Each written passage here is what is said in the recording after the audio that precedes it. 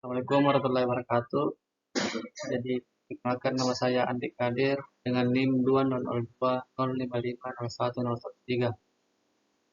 Di sini saya akan melaksanakan presentasi tentang teknik dari industri, khususnya di jenis-jenis pengendali.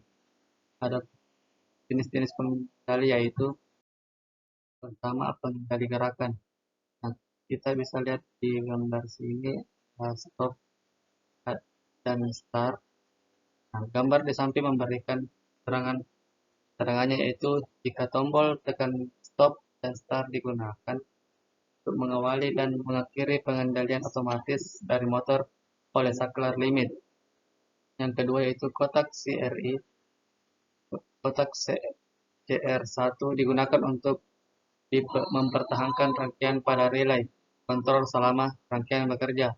Dan yang ketiga, kontak CR2 digunakan untuk menghubungkan dan melepaskan rangkaian pada rangkaian kontrol forward dan reverse.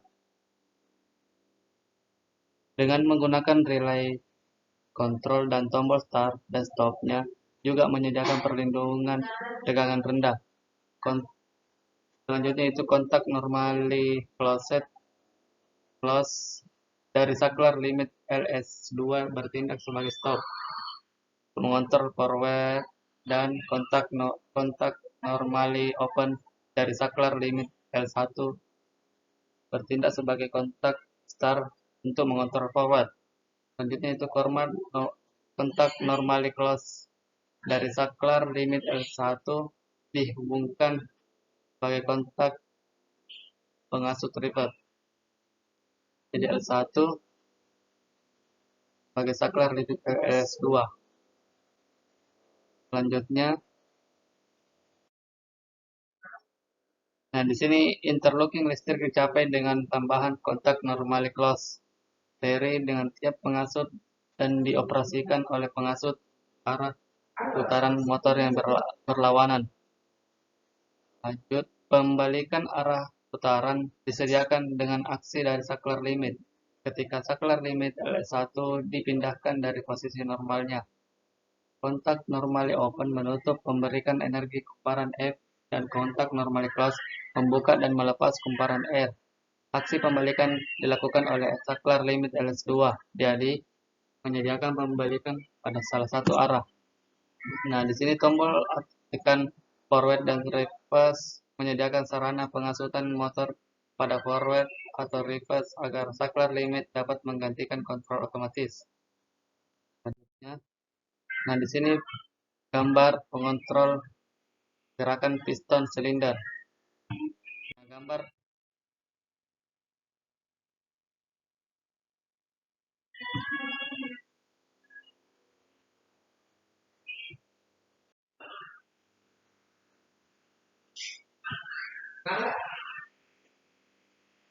ini ada gambar komponen pada sistem kontrol yang dapat diprogram, yaitu kontrol pergerakan hal motor. Nah, motor pergerakan yang dapat diprogramkan adalah proses mikro atau sistem yang berdasarkan komputer yang digunakan untuk pelaksanaan kontrol gerakan yang cermat. Komponen sistem kontrol gerakan yang dapat diprogram mencakup ada 3, yaitu pengontrol gerakan yang dapat diprogram, penggerak, dan motor. Jadi ada pengontrol, penggerak, dan motor. Ya. Nah, di sini ada gambar kontrol tekanan dari operasi penembukan. Nah, saklar tekanan ini bekerja memberi sinyal pengembalian silinder udara atau pneumatis.